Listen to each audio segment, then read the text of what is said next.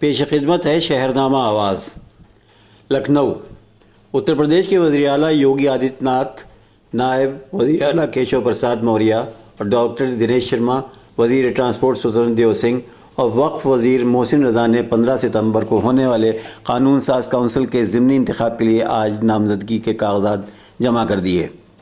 انتخابی کمیشن کے مطابق 6 ستمبر کو نامزدگی کے کاغذات کا جائزہ لیا جائے گا اور نام واپسی کی آخری تاریخ 8 ستمبر ہے، جبکہ پولنگ 15 ستمبر کو ہوگی اور اسی دن ووٹوں کی گنتی بھی ہو جائے گی۔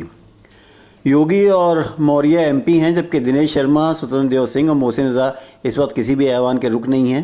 پچھلی 19 مارچ کو ریاستی حکومت میں عہدے کا حلف لینے کے 6 ماہ کے اندر ان تمام کو صوبے کی اسمبلی یا کونسل کے کسی ایوان کا رکن بننا ضروری ہے۔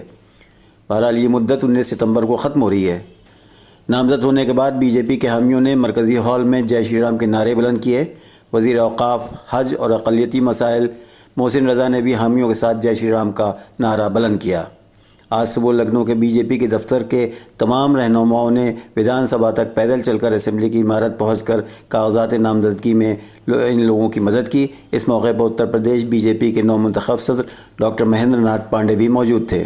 تمام رہنماؤں نے اسمبلی کے اسپیکر ہردے نارائن دیکشت کے کمرے میں کاغذات نامزدگی داخل کیے۔